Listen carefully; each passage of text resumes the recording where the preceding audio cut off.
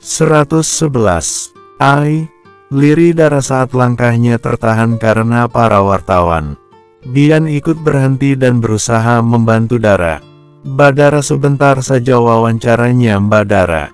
Ini tentang ibu dan ayah, Mbak Dara," ujar salah satu wartawan dan terus mengikuti langkah Dara dan Bian. "Maaf semua, maaf," ujar Dara. "Bruk," hampir saja Dara terjatuh saat ada wartawan yang mendorong Dara. Untung Bian sigap menahan tubuh Dara, hingga Dara tidak sampai jatuh. Bian merangkul Dara dan berusaha melindungi Dara. "Maaf semua, tolong jangan dorong-dorong, beri kami jalan," ujar Bian berusaha sabar. "Wawancara sebentar saja Pak Bian." Bian diam dan kembali melanjutkan langkahnya. "Pak Bian, wawancara sebentar saja Pak Bian." Bian tetap memilih diam. "Maaf Mbak, Mas, tolong beri jalan," ujar orang suruhan Yudi sambil merentangkan tangannya berusaha melindungi Dara dan Bian.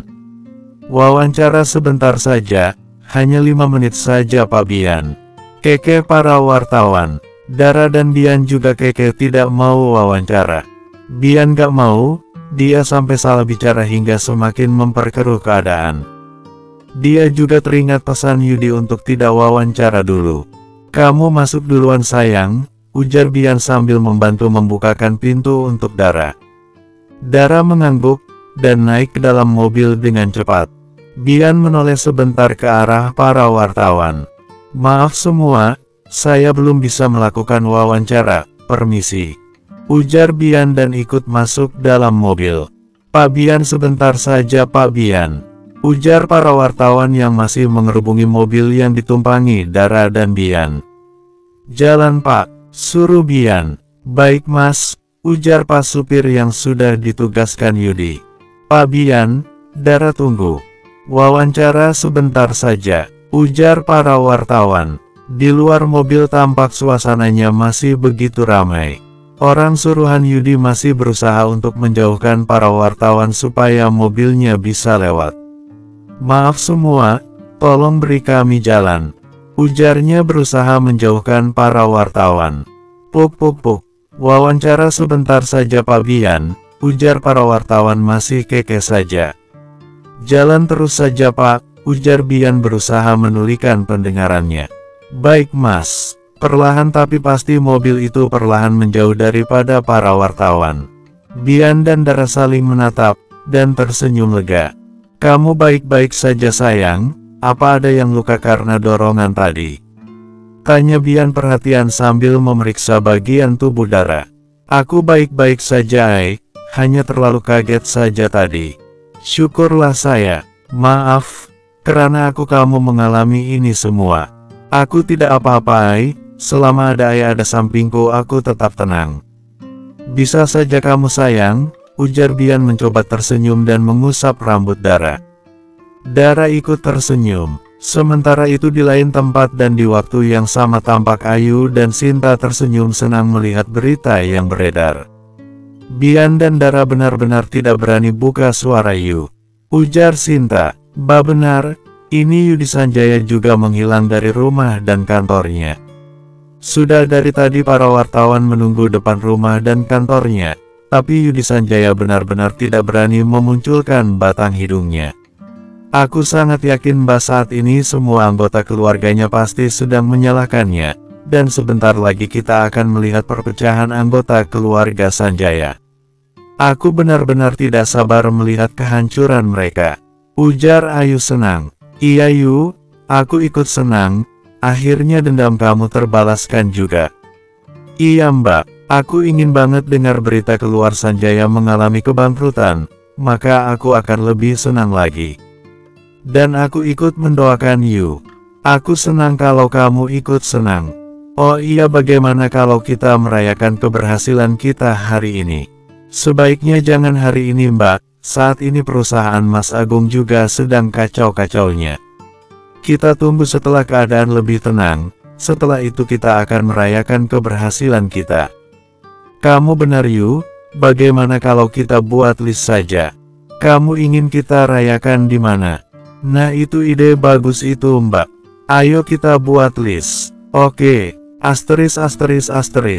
Ayah, panggil Dara saat melihat Yudi berdiri di depan gerbang. Dara langsung turun cepat dari mobil dan berlari ke arah ayahnya. Yudi merentangkan tangannya. Ayah, ujar Dara dan langsung masuk pelukan ayahnya. Iya Princess, ini ayah sayang. Ya Hicks, lirih Dara dan langsung menangis dalam pelukan ayahnya. Hei Princess, kenapa menangis sayang? Hicks. Dara tidak menjawab, dia hanya meluapkan rasa sesak di hatinya yang sedari tadi dia tahan. Princess, udah ya sayang, di sini ada ayah. Yah, kenapa mama setega itu ya Hicks? Yudi terdiam dan mengusap rambut Dara. Yah Hicks, Princess yang sabar ya sayang. Princess harus tetap doakan Mama Ayu agar terketuk pintu hatinya. Iyu pasti ya Hicks. Tiap hari Dara selalu doakan Mama Hicks. Iya sayang, hanya itu yang bisa kita lakukan. Princess udah ya sayang. Iya ya Hicks. Tangis Dara mulai mereda dan melepaskan pelukannya. Yudi menghapus sisa air mata Dara. Yudi berusaha tersenyum. Yudi tidak mau Dara semakin sedih karena ulah dari mama kandungnya. Bunda, ujar Dara beralih memeluk Dea, sedangkan Yudi memberi salam pada Bian. Yudi menarik nafas pelan dan berusaha tersenyum pada Bian. Bian ikutan berusaha membalas senyum Yudi. Gimana, apa kamu sudah siap bertemu dengan keluarga kamu? Bian menatap Yudi dan mengangguk perlahan. Sejujurnya ada keraguan dalam hatinya. Bian takut mengalami penolakan. Selain itu ada satu sisi perasaan was-was juga. Bian takut kehadirannya menimbulkan masalah baru dalam keluarga ayah kandungnya. Meski di satu sisi yang lain Bian juga sangat ingin bertemu dan mengenal mereka. Kamu harus yakin Bian. Om yakin keluarga ayah biologis kamu itu pasti orang baik, dan mau menerima kamu dengan baik. Ujar Yudi berusaha meyakinkan Bian. Iya Om, semoga saja Om, lanjut Bian dalam hatinya. Ayo kita masuk, Dokter Anto sudah menunggu. Ujar Dea. Iya ayo Bian. Iya Om. Siapa itu Dokter Anto, Om? Tanya Bian sembari melangkahkan kakinya bersama Yudi. Dia itu, salah satu sahabat mendiang ayah kamu dulu. Dia sangat baik. Dia juga mau membantu kita, mengantarkan kita ke rumah orang tua mendiang ayah kamu. Bian mengangguk mengerti. Mereka terus melangkah masuk ke dalam rumah. Assalamualaikum, ujar Dara. Waalaikumsalam, ujar Dokter Anto bersama istrinya. Kalian sudah datang nak, sini masuk. Ujar Dokter Anto menyambut Dara. Iya dokter, ujar Dara mendekati Dokter Anto dan istrinya kemudian salim. Cantik dan sopan ya kamu, ujar Dokter Anto tersenyum. Terima kasih dokter, ujar Dara balas tersenyum. Dokter Anto beralih pada Bian yang sudah berdiri di belakang Dara. Dokter Anto sampai bangun dari duduknya dan menatap Bian dalam. Halo dokter, ujar Bian pelan. Grab, Bian seketika mematung saat Dokter Anto memeluknya erat. Dea yang sedari tadi diam tersenyum haru melihatnya. Sudah dia duga Dokter Anto akan bereaksi seperti itu. Sama seperti dia dulu saat pertama kali bertemu Bian. Bian memang mirip banget dengan mendiang ayahnya. Jika saja Bian bukan anak kandung dari Mending Dokter Brahma, orang-orang yang kenal pada Dokter Brahma akan percaya kalau Bian adalah reinkarnasi dari Dokter Brahma.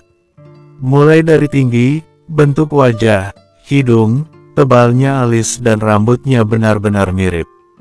Dokter Anto melepas pelukannya dan mematap Bian. Tidak salah lagi, kamu benar-benar anak Brahma. Kalian sangat mirip. Sebentar Om punya foto waktu kami kuliah dulu. Ujarnya kemudian jalan ke arah rak mejanya dan mengambil album fotonya. Dia kembali ke tempat duduknya semula dan memberikan foto itu pada Bian. Bian mengambil album fotonya dan membukanya dengan perlahan. Bian seketika melotot saat melihat foto Dokter Anto dan mendiang ayahnya. Bahkan Dara yang pindah duduk ke sebelah Bian sampai menutup mulutnya. Jika Bian bergaya jadul seperti yang difoto, maka semua orang akan percaya kalau Bian yang ada dalam foto itu. Ini foto mendiang ayah saya Om. Tanya Bian gugup. Dokter Anto mengangguk mantap. Ayah kamu memang sangat ganteng dan baik, makanya tidak heran dulu mendiang ibu kandung kamu yang notabene anak orang kaya dan terpandang, jatuh cinta pada ayah kamu. Sayangnya dia tidak berumur panjang. Jika dia masih hidup, Om yakin dia pasti sangat bangga memiliki anak kamu. Jawab Dokter Anto. Berarti Om kenal dengan mendiang ibu saya? Tanya Bian pelan. Tentu saja saya kenal padanya. Saya beberapa kali juga pernah main ke bukit yang ada di perkebunan miliknya. Sayangnya setelah Brahma meninggal saya sempat marah padanya karena dia memutuskan cepat menikah. Padahal sebelumnya dia sudah mau menikah dengan Brahma. Saya gak bisa terima dia melupakan Brahma secepat itu. Sekarang saya baru mengerti kenapa dulu dia memutuskan cepat menikah. Om jadi penasaran siapa ayah tiri kamu. Agung Purnama. Agung Purnama. Kagetnya. Like, subscribe dan komen ya. 112. Om kenal dengan Agung Purnama? Tanya Bian. Ya, saya kenal dengannya. Dia itu teman sekolah mendiang ibu kamu. Kalau tidak salah dia anak dari sahabat mendiang kakek kamu. Kami pernah bertemu dengannya saat kami berkunjung ke perkebunan. Om tidak menyangka mendiang ibu kamu menikah dengannya. Iya Om, dari surat mendiang Momi, mereka dijodohkan.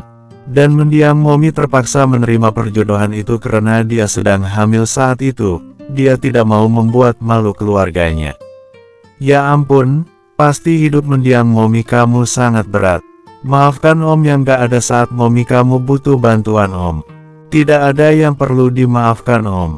Mendiang Momi juga sudah tenang sekarang dan sudah bersama mendiang ayah. Iya kamu benar. Ah iya Om belum tahu siapa nama kamu. Nama saya Bian. Nama Om, Anto. Panggil saja Om Anto. Dan ini istri Om. Panggil saja Tante Risa. Anggap saja kami pengganti mendiang ayah dan Momi kamu. Iya Om, terima kasih banyak Om. Ujar Bian merasa terharu. Dara juga ikut tersenyum haru mendengarnya. Diam-diam Dara menatap ke arah Bian. Bian juga melakukan hal yang sama. Selamat Ai, ternyata di balik masalah ini, begitu banyak yang bisa kita syukuri. Kamu akhirnya bertemu dengan sahabat mendiang ayah kamu, dan sebentar lagi akan bertemu dengan keluarga ayah kandung kamu.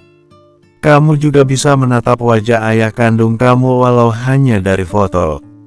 Batin Dara. Ah iya, kita ingin menemui kakek dan nenek kamu kan? Ayo sebaiknya kita ke sana sekarang. Dari sini ke rumahnya cukup jauh. Ujar Dokter Anto. Iya Om, ujar Bian. Asteris. Lebih kurang 90 menit perjalanan mobil, Dara dan yang lainnya sampai di daerah Kalisari, Jakarta Timur, tempat kakek dan nenek Bian berada. Mereka sampai saat hari sudah malam. Bian menatap rumah di depannya.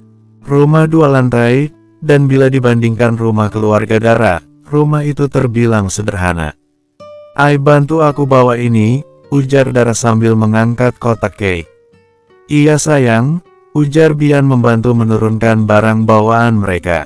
Mereka cukup sempat singgah membeli cake dan buah untuk keluarga Bian. Bian sini biar Om dan Tante saja yang bawa oleh-olehnya. Kamu jalan duluan saja bersama Dokter Anto. Ujar Yudi menghampiri Bian. Iya Om, terima kasih banyak Om. Sama-sama, Ai semangat, ujar Bian sambil menunjukkan kepalan tangannya. Iya sayang, aku duluan sayang. Dara tersenyum dan menganggukkan kepalanya. Bian mencoba tersenyum meski jantungnya berdebar cepat. Bian juga susah untuk bersikap biasa. Bian sini, ujar Dokter Anto. Iya Om, ujar Bian mempercepat langkahnya menghampiri Dokter Anto. Siap bertemu dengan kakek dan nenek kamu. Iya Om, Dokter Anto tersenyum. Bian balas tersenyum. Dokter Anto kemudian membuka gerbang rumah itu. Ayo masuk, ujarnya. Dara dan yang lainnya menganggukkan kepalanya kemudian mengikuti langkah Dokter Anto dan Bian. Dokter Anto melangkah ke arah pintu dan membuka pintu dengan perlahan. Assalamualaikum Bapak, Emak, ujar Dokter Anto perlahan. Tidak ada suara dari dalam rumah. Dokter Anto terus melangkah masuk, dia sudah cukup terbiasa dengan rumah ini. Assalamualaikum Bapak, Emak, ujar Dokter Anto lagi. Waalaikumsalam. Anto, kamu datang nak, ujar seorang nenek dari arah kamar. Iya Mak, ini aku, ujar Dokter Anto jalan ke arah kamar. Anto, Mak, ujar Dokter Anto meraih tangan nenek kemudian memeluknya. Mak, gimana kabarnya Mak? Alhamdulillah Mak baik, syukurlah Mak. Bapak di mana Mak? Bapak di kamar, bisa panggilkan dia Mak, ada yang mau bertemu dengannya, dengan Mak juga. Siapa? Tanyanya menatap Dokter Anto. Penglihatannya sudah gak begitu jelas hingga tidak menyadari kedatangan Bian dan yang lainnya. Ada deh Mak, ini yang mau bertemu orang spesial. Aku yakin Mak dan Bapak pasti senang. Siapa itu? Nanti Mak juga akan tahu, sekarang Mak panggil Bapak saja. Iya Anto, ujarnya kembali jalan perlahan ke arah kamar. Bian yang sedari tadi berdiri dekat Dokter Anto, tampak tidak bisa menahan perasaan sedih campur harunya. Neneknya sudah sangat tua dan jalannya saja sudah menggunakan tongkat. Bian sini, ujar Dokter Anto mengode Bian supaya mendekat padanya. Bian mengangguk dan melangkah ke samping Dokter Anto. Mereka berdua menunggu dekat pintu kamar, sedangkan Dara dan yang lainnya berdiri tidak jauh dari mereka. Ceklek pintu kamar kembali dibuka. Nenek keluar bersama kakek yang sudah sangat berumur dan jalannya juga menggunakan tongkat. Langkah kaki nenek dan kakek sama-sama terhenti begitu melihat Bian berdiri di samping Dokter Anto. Brahma, kompak mereka. Perang. Kakek seketika melempar tongkatnya dan melangkah cepat ke arah Bian. Bian yang takut melihat kakeknya jatuh ikut melangkah. Brahma kamu pulang nak, ujarnya menyentuh wajah Bian dan langsung memeluk erat Bian. Bian balas memeluk erat kakeknya. Brahma, Bapak sangat rindu, akhirnya kamu pulang juga nak. Lirihnya, Bian tidak tahu harus berkata apa. Satu yang pasti saat memeluk kakeknya hatinya teras begitu hangat. Brahma, Bapak sangat rindu Brahma. Lirih kakek dan air matanya sudah terjatuh. Dia begitu merindukan anak semata wayangnya. Bian masih terdiam dan mengeratkan pelukannya. Nenek menatap Bian dan suaminya kemudian menatap Dokter Anto. Ada perasaan bingung di hatinya. Dia melihat Bian memang sangat mirip dengan anaknya, tapi dia sangat tahu anaknya sudah lama meninggal. Dokter Anto mendekati nenek dan mengusap lengan nenek. Mak ini Bian, anak dari Brahma. Anak Brahma. Kagetnya, seingatnya anaknya meninggal beberapa hari menjelang pernikahannya. Iya Mak, untuk lebih jelasnya, kita akan melakukan tes DNA saja biar semuanya jelas. Tetapi bagaimana mungkin dia anak Brahma? Tanya nenek masih bingung. Bian anak dari Bianca Mak, calon menantu Mak dulu. Aku juga sudah mencocokkan tanggal kelahiran Bian dan kematian Brahma. Bian lahir 8 bulan kemudian setelah kematian Brahma. Itu berarti saat Brahma mengalami kecelakaan Bianca sudah hamil 1 bulan dan itu anak Brahma. Anak Bianca, lalu di mana Bianca? Bian melepas pelukannya dan menatap neneknya. Momi udah meninggal beberapa tahun yang lalu Nek, ujar Bian pelan. Bianca, lirihnya. Bian beralih memeluk neneknya. Nek. Lirih Bian memeluk erat neneknya. Bian dan neneknya sama-sama menangis. Dara yang sedari tadi berdiri tidak jauh dari mereka diam-diam menghapus air matanya. Dara ikut merasa terharu melihat Bian dan keluarga kandungnya. Nenek melepas pelukannya dan menatap Bian. Bian balas menatap neneknya dan menghapus sisa air mata neneknya. Kenapa kamu baru datang sekarang? Apa kamu tidak ingin bertemu dan peduli pada kami? Tanya nenek. Bian menatap nenek dan kakeknya bergantian. Saya bukan tidak peduli nenek, kakek. Saya juga baru tahu tentang almarhum ayah Brahma baru-baru ini. Saya tahu dari Tante Dea yang kebetulan kenal dengan mendiang ayah. Selama ini saya gak ada info apa-apa tentang mendiang ayah. Saya bahkan tidak tahu namanya. Saya juga sempat berpikir, mungkin mendiang Momi tidak mau saya menjadi beban bagi keluarga mendiang ayah. Makanya dia tidak mau saya tahu tentang keluarga mendiang ayah. Jelas Bian. Nenek menggelengkan cepat kepalanya. Tidak nak, kamu sama sekali tidak jadi beban untuk kami. Justru kami sangat bahagia bisa melihat cucu kami. Iya kan Pak? Kakek yang sedari tadi menatap Bian mengangguk mantap. Cucuku, ujarnya dan kembali memeluk Bian. Bian juga kembali memeluk kakek dan neneknya. Ada perasaan haru campur bahagia dalam hatinya. Dokter Anto mendekati kakek dan mengusap punggungnya.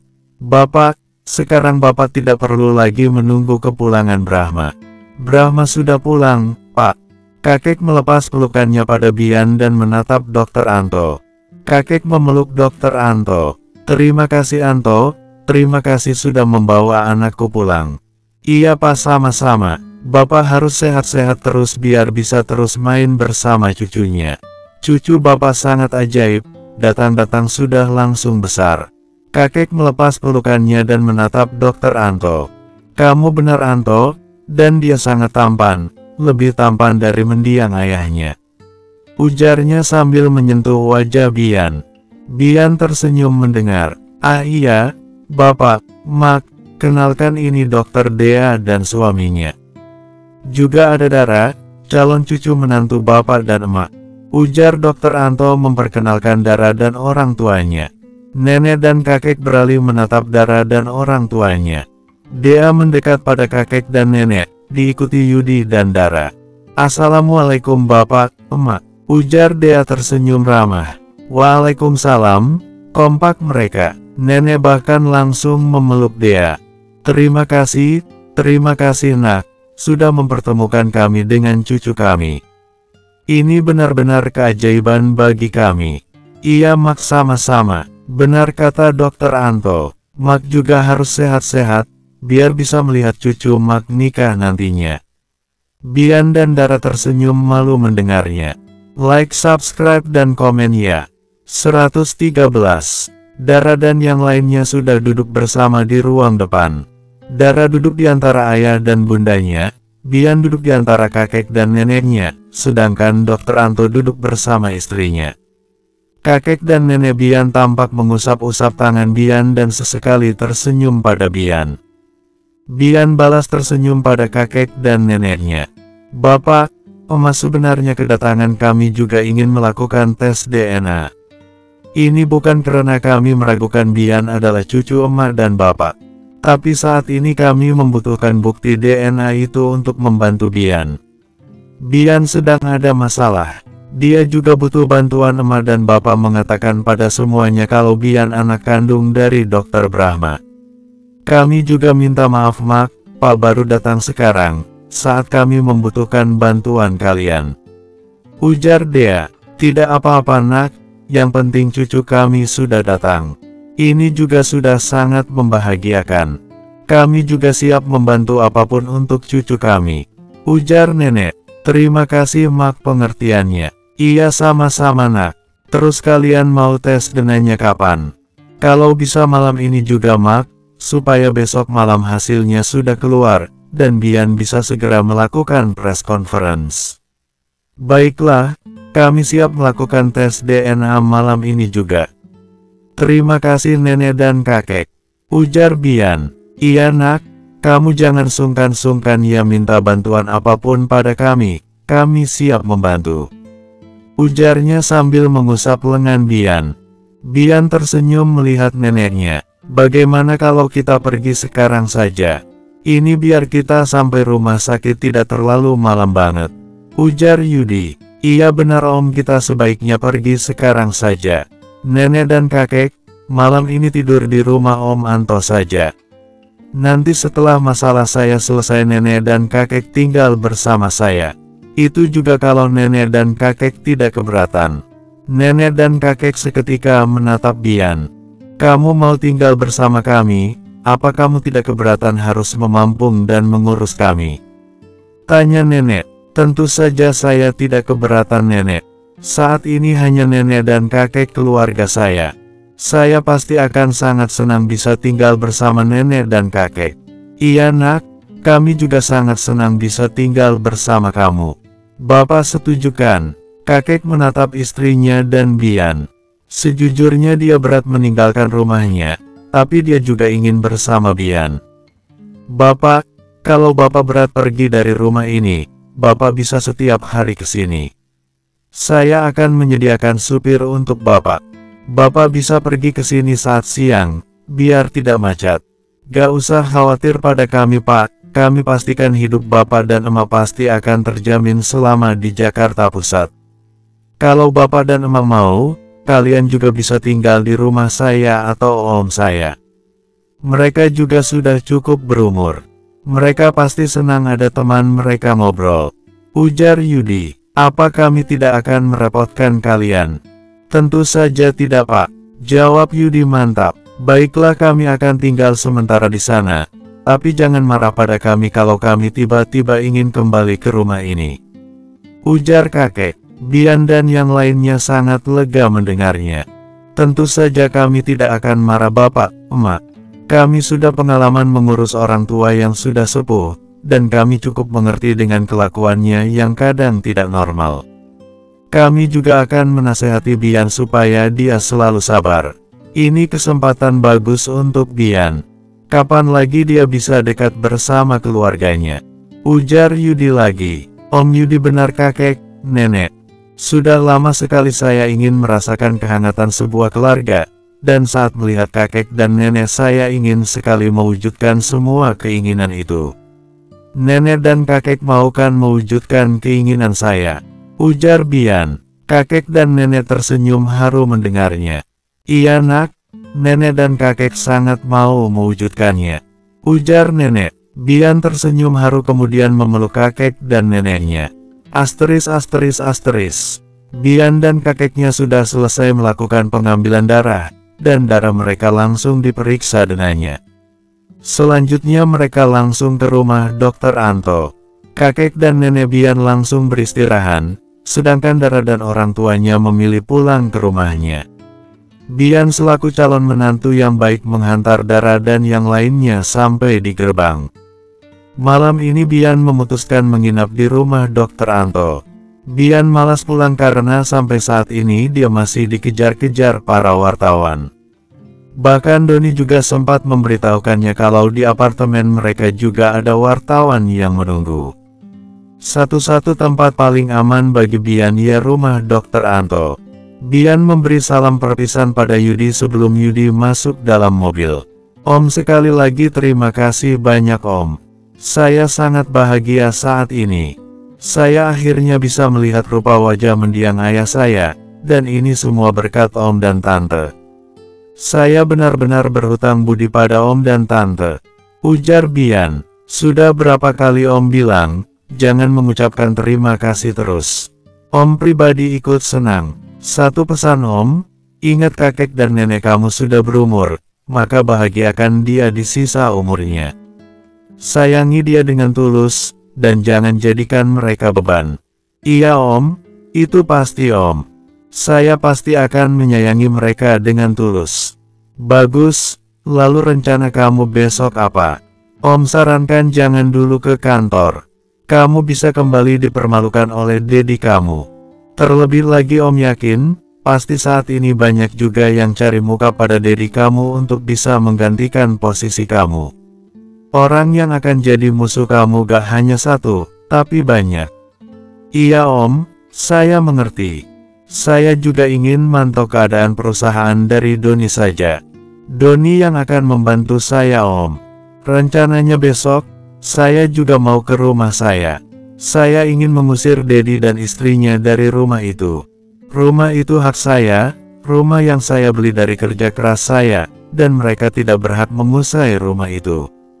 Bagus itu, kamu memang seharusnya mempertahankan apa yang menjadi hak kamu. Bila perlu untuk jaga-jaga bawa saja polisi. Berhadapan dengan orang yang gak punya hati, kita juga jangan menggunakan hati. Sekali-kali jahat pada orang yang sudah menjahati kita itu halal saja.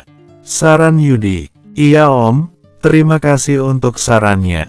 Saya benar-benar beruntung punya calon mertua seperti Om Yudi dan Tante Dea. Kalau kamu beruntung punya calon mertua seperti kami, maka kamu juga harus bisa membalasnya. Jadilah kami juga beruntung punya calon menantu seperti kamu, dan Om yakin kamu pasti tahu apa yang harus kamu lakukan.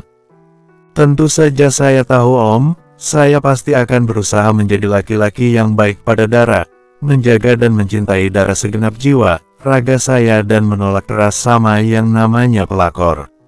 Nah itu yang Om harapkan.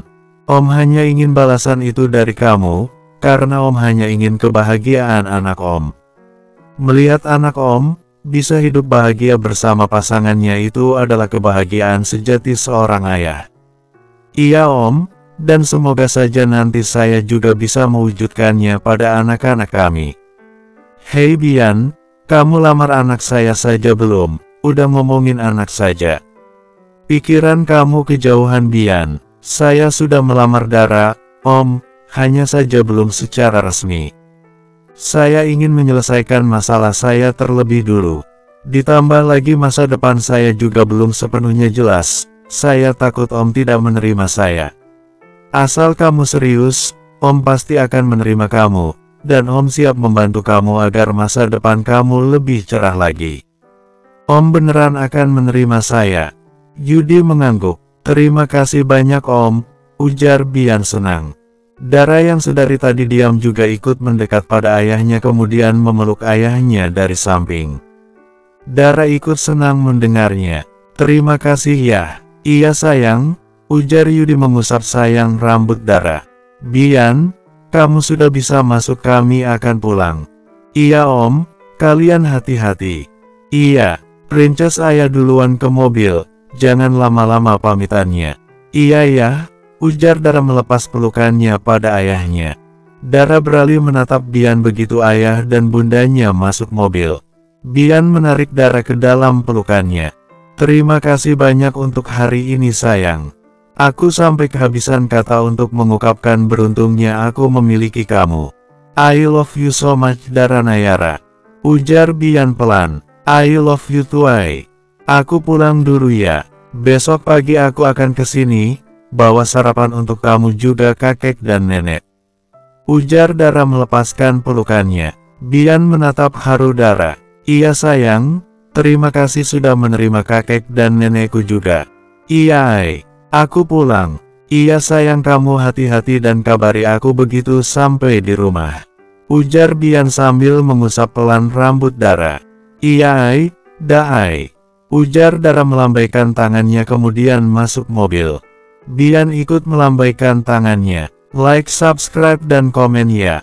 114. Pagi-pagi sekali Dara, Ratu, Doni sudah sampai di rumah Dr. Anto. Mereka sengaja datang pagi, karena sudah ada rencana penting hari ini. Begitu juga dengan Doni yang ingin bahas masalah kerjaan dengan Bian. Assalamualaikum sapa Dara ceria. Waalaikumsalam sayang, kalian pagi banget datangnya. Ujar Bian menyambut kedatangan kekasihnya kemudian mengecup kening Dara. Iya dong aku sudah janji bakalan sarapan sama kamu dan nenek, kakek. Nenek, kakek di mana?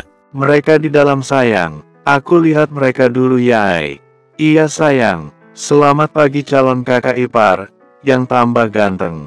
Sapa Ratu ceria. Selamat pagi juga Ratu, bisa saja kamu. Ujar Bian tersenyum. Ratu balas tersenyum kemudian menengadahkan tangannya. Maksudnya apa? Bingung Bian. Hadiahnya dong calon kakak ipar, saya kan sudah muji ganteng. Alis Bian terangkat. Saya harus kasih kamu hadiah apa? Cincin kek, kalung kek, gelang kek, apa saja boleh calon kakak ipar. Di dalam ada kakek-kakek kamu ambil itu saja. Ujar Bian serius. Ratu seketika menganga, sedangkan Doni sudah tertawa ngakak. Calon kakak ipar, habis kerasukan apa? Tumbenan banget omongannya rada-rada. Saya hanya bicara apa adanya Ratu. Maafkan saya, yang gak bawa apa-apa untuk kamu. Kami bahkan belum sempat belanja saat di Bali.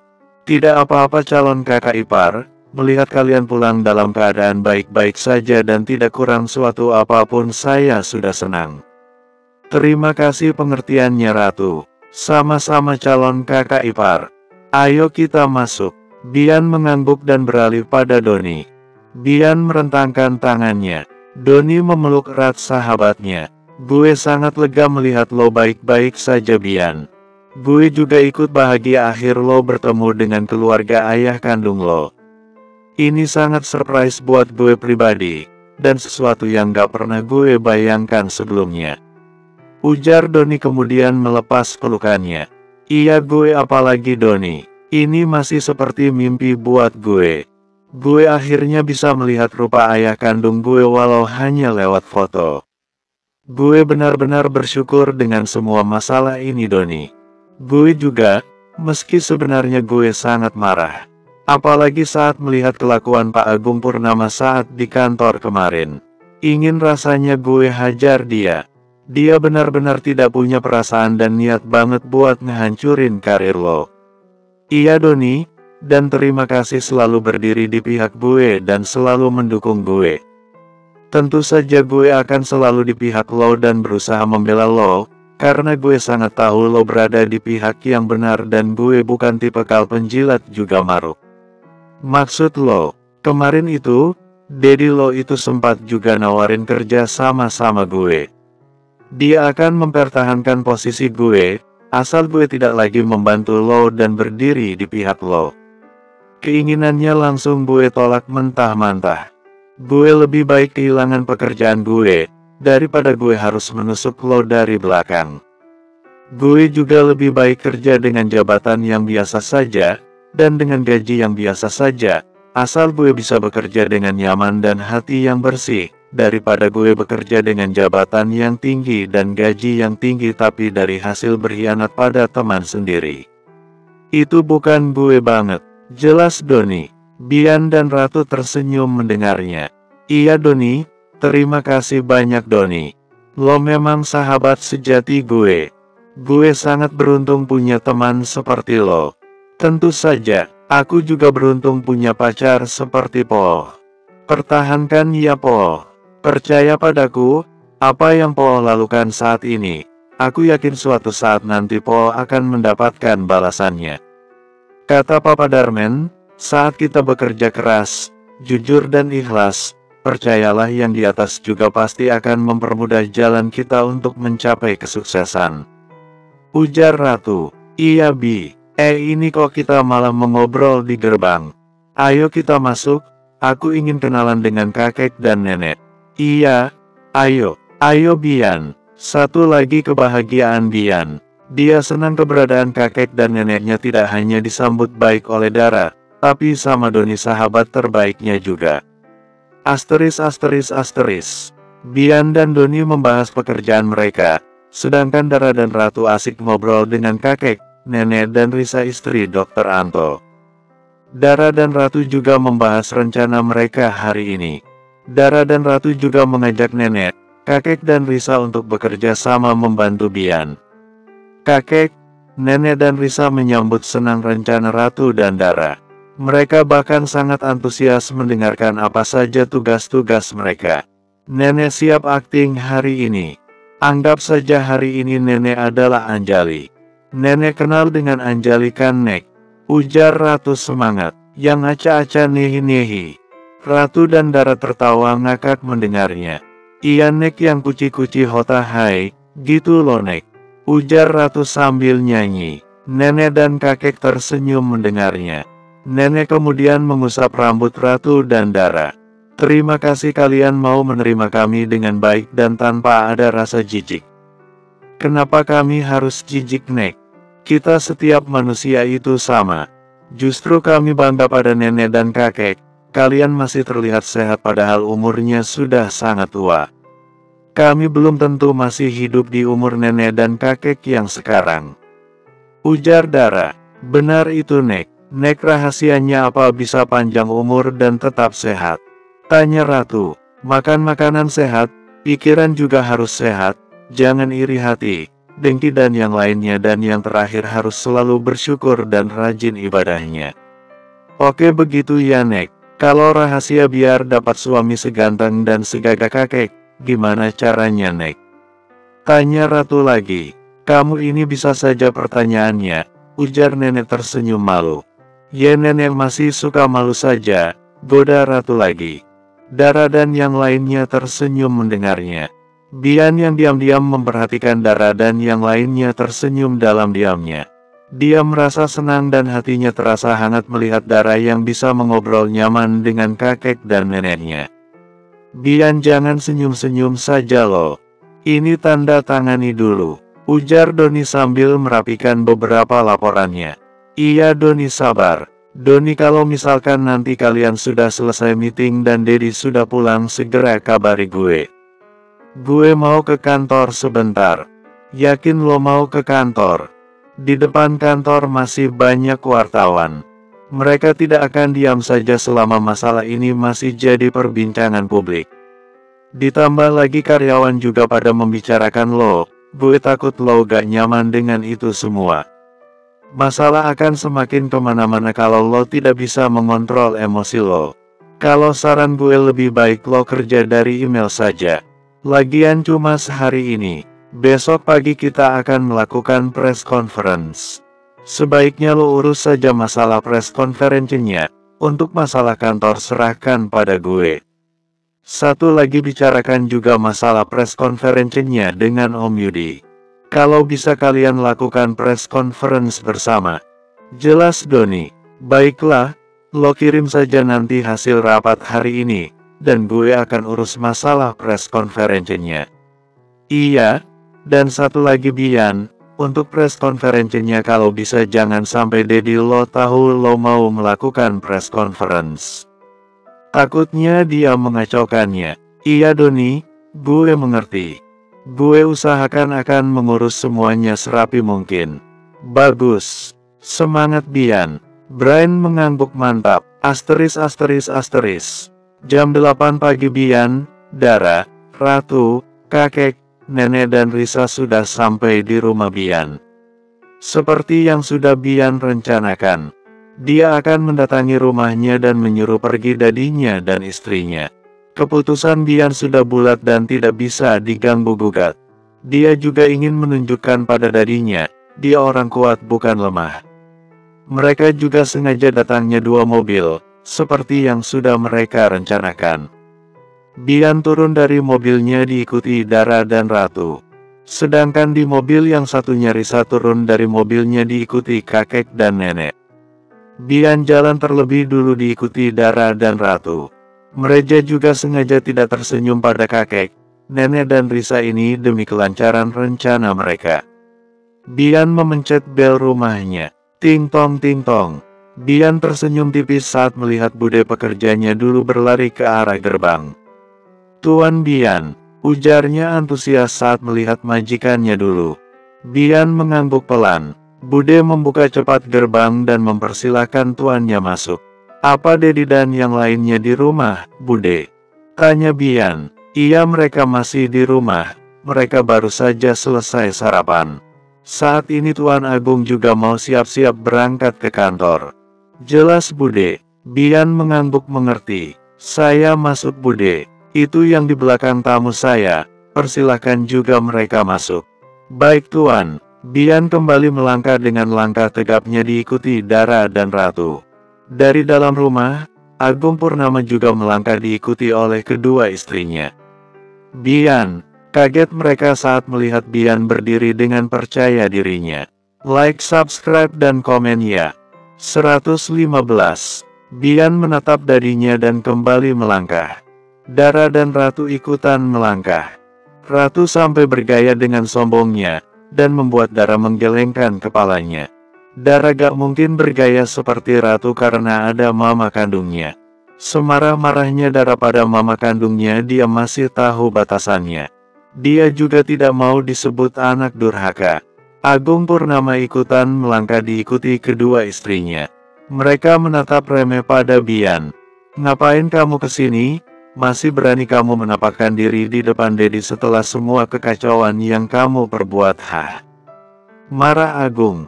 Kenapa aku tidak berani menampakkan diri? Jelas-jelas semua masalah itu terjadi bukan karena aku. Masalah itu terjadi karena ulah orang yang tidak bertanggung jawab, yang mencampur adukan masalah pribadiku dengan masalah perusahaan.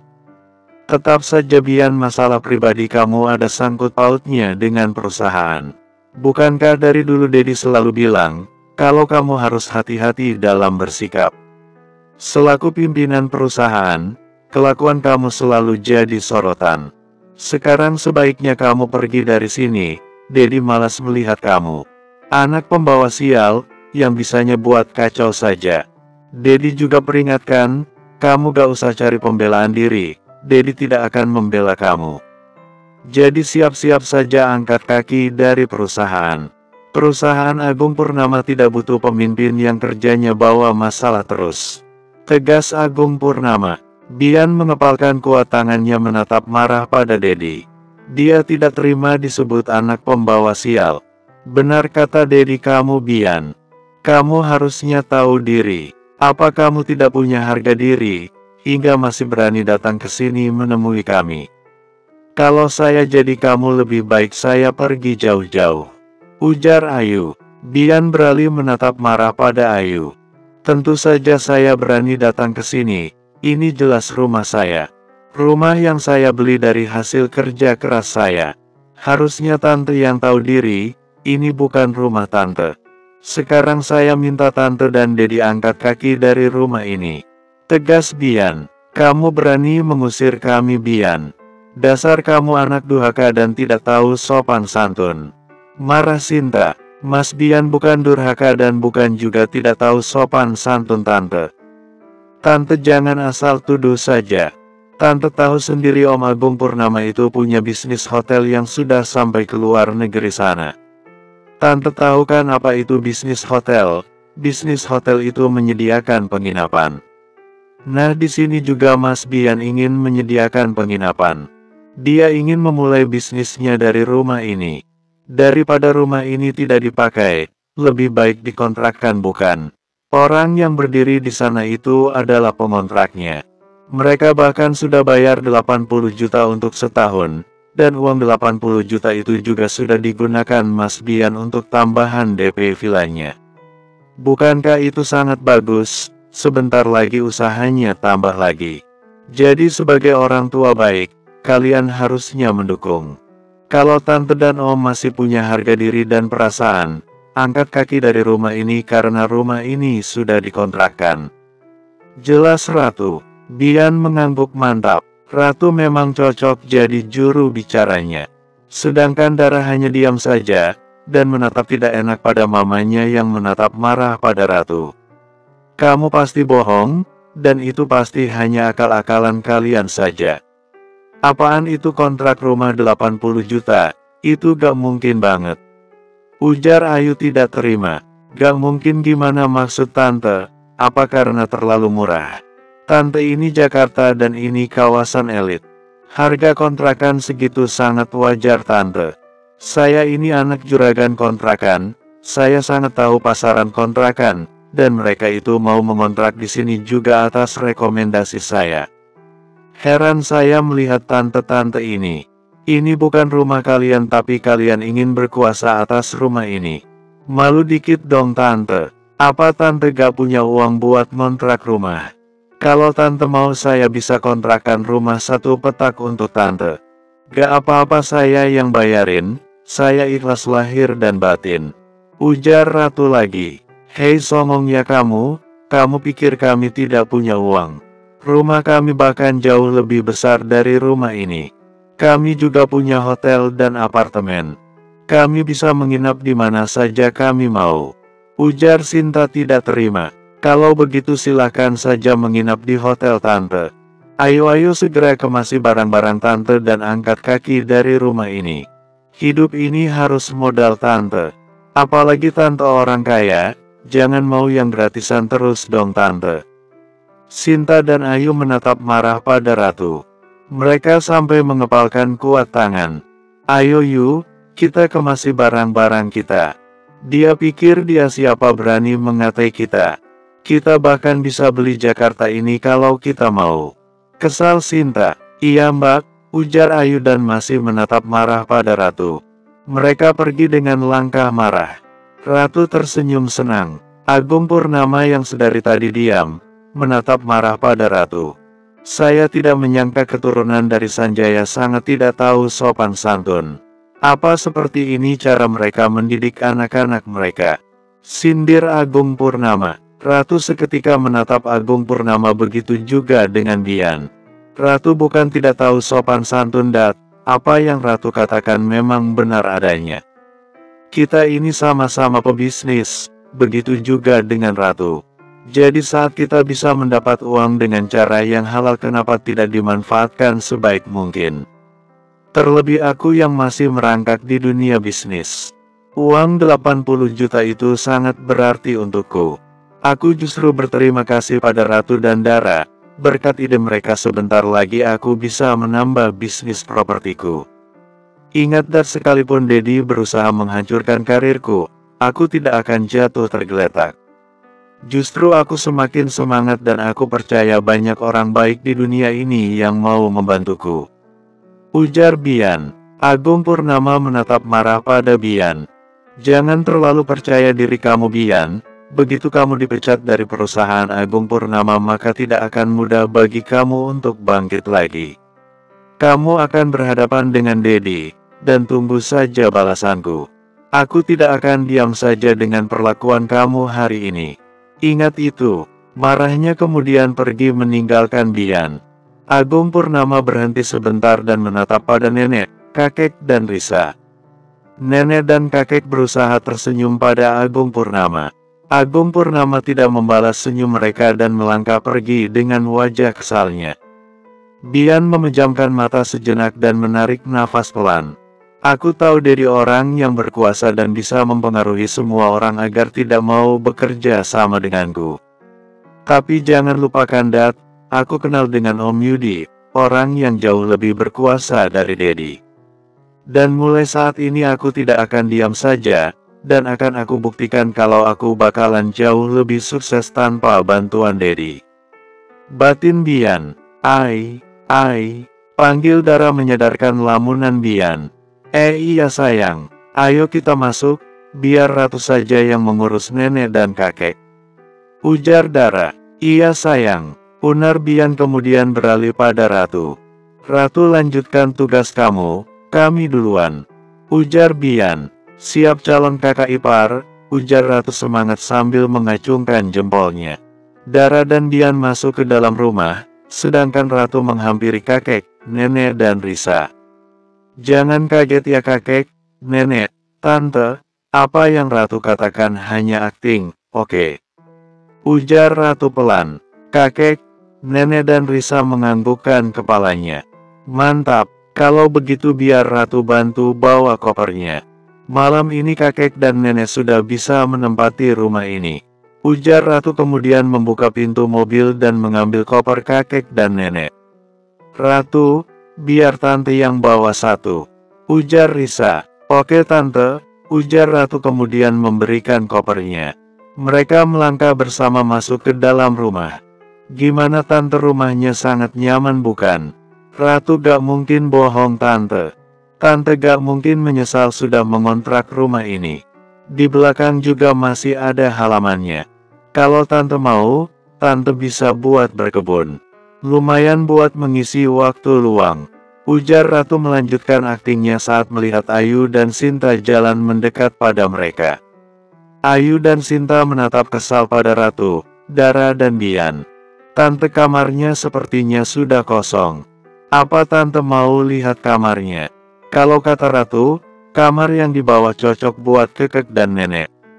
Ini biar kakek dan nenek gak perlu naik turun tangga.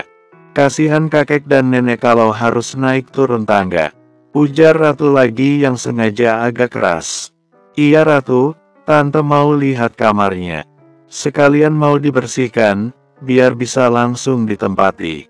Ujar Risa. Memang harus dibersihkan tante, biar virus-virusnya pada minggat semua. Ayu dan Sinta semakin menatap kesal pada Ratu. Mereka menarik kasar koper mereka dan melangkah dengan cepat. Buk buk buk. Ayu dan Sinta sengaja menabrakkan kopernya pada Bian, Dara dan Ratu. Ratu hanya tersenyum penuh kemenangan. Bersambung.